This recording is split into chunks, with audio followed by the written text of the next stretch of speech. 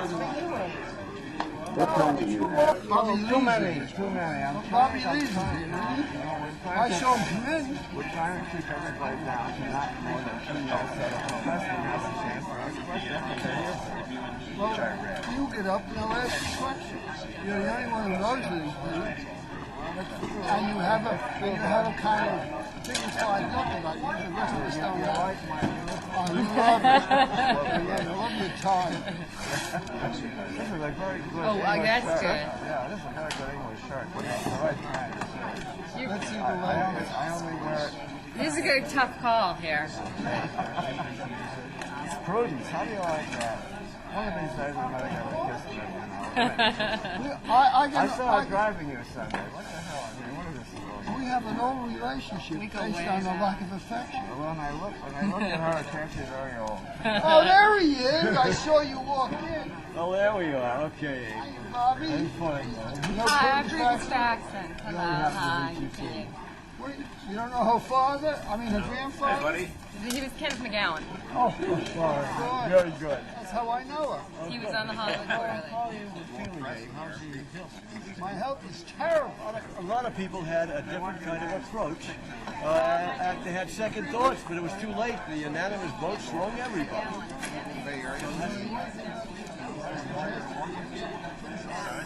What's that? Oh, I know. I remember that. It would give a dull academy a shot in the arm, so to speak, literally. Well, I figured that the old masters of gun on Saturday Night Special. He gets up and says, I'm sorry, he goes bang and blows his head up. I can still go down in history. He could get it from our gunman, Jerry Atkins. What's his name? Martin Heston would give him the gun. Chuck. Yeah, well, anyway. 1952, 51 in fact, and I've written a lot of Abbott and Costello, Elton and Johnson, Martin and Lewis, and none of them were very subversive, I would say. L-E-E-S. L-E-E-S. And your feeling about the business on Sunday? Well, I think it's rather interesting that finally a lot of people realize what happened during that period. This is the McCarthy period. This is a shameful period in American history. And Kazan aided and abetted that committee when he knew very well what it stood for. He was not politically naive. He knew that this committee was a front for fascism in the United States. The McCarthy period is a terrible period in American history. How did this hurt you, what Kazan did? How did that? You didn't know Kazan. No. Look, there's a whole bunch of people who informed. Sterling Hayden named me at that time, and Sterling Hayden apologized profusely in his book, The Wanderer, for what he did to people he thought were really decent and honorable for his own advantage at the time. How were you hurt? There's a great interview. I could not work. I could not work in the industry for 6 years. I was a maitre d' in Tucson, Arizona, for $75 a week, and I was earning $1,000 a week with my collaborator, also $1,000. We were $2,000 a week comedy writers, and we couldn't work anymore. My children were taken out of school. We lost. We had to sell our house. Bought the circle and lined up in Tucson, Arizona. And I went on the road to try to sell clothes. And then I went to, finally, after 6 years, I got back into the industry under another name, because us writers could do this. We could go this under another name. And wrote Lassies and Hitchcock Presents and Rawhide and 55 TV programs. Now that means, in other words, if I wasn't blacklisted, I would have been able to work and earn a living, and I couldn't do it for 6 years. Should Elia Kazan get this? Okay, I'll give it to you on Sunday. Elia Kazan has received 2 Academy Awards for his work. He's been honored for his work, and I honor his work. A lifetime television award, a lifetime award carries with it a lifetime of what this man has done. And one of those things is a very shameful period. He did not have to go and name names to earn a living. He could have stayed on the Broadway stage where there was no Blacklist. He could have earned a living. But instead he wanted to do On the Waterfront, which he did, and he won his Academy Award for it, but he could never have done that if he hadn't turned in his friends and gotten himself absolved. When this man goes up on stage on Sunday night, Yes. what will you be feeling?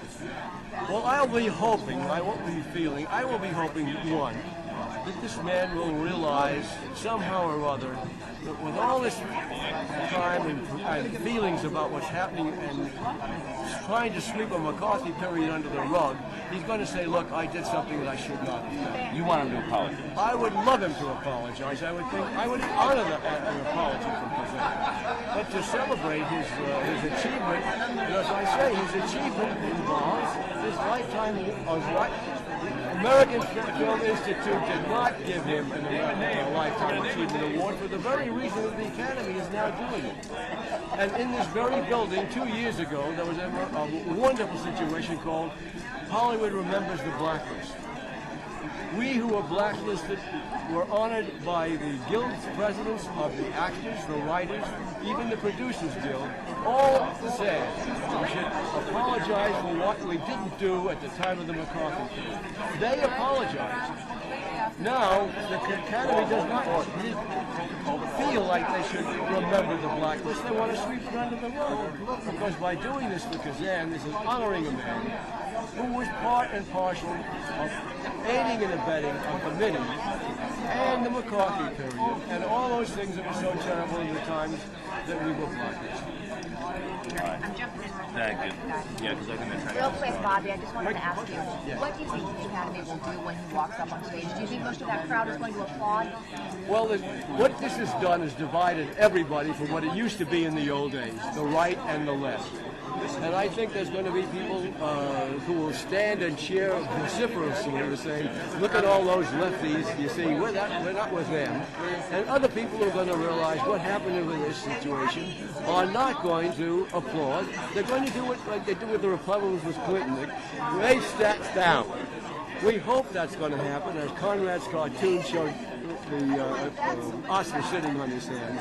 We hope there will be a demonstration of people who do not want to forget what happened in that terrible period. This is now excusing something that should not be excused. And therefore, I would like to find this man doing something decent to make up for the indecency that he had done before. Something decent for you, what would that be? An apology? Exactly. Sterling Hayden named me. He named me in Washington. He named Dave Polonsky, my good friend. And then in his book, The Wanderer, he said, I did a terrible thing to everybody. Norman mentioned this before. And he apologized profusely. And that kind of feeling he couldn't live with himself after having done this is something that almost turned him into a vegetable that he started to drink like crazy. And this is the end of his career. But everybody has a reason for doing things.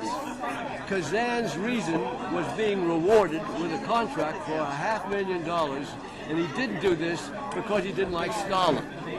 He did it because he wanted to have a chance to work in Hollywood, which he could not do unless he cooperated with the committee and became a friendly witness rather than a hostile witness. That was the problem. So therefore, if he wants to say, to rationalize what I would say, no villain wants to consider himself a villain. He has to rationalize what he's done and say, see, I did all right. I'm a hero to myself. But he's not a hero to me or to a lot of people who understand how bad that period really was for everybody. If he walks up on that stage on Sunday, what would you like to hear him say? I would like him to say, I apologize in a way for the kinds of things that happened to me and what I did to other people, but I'm grateful to receive a reward for my work. That's all I would like him to say.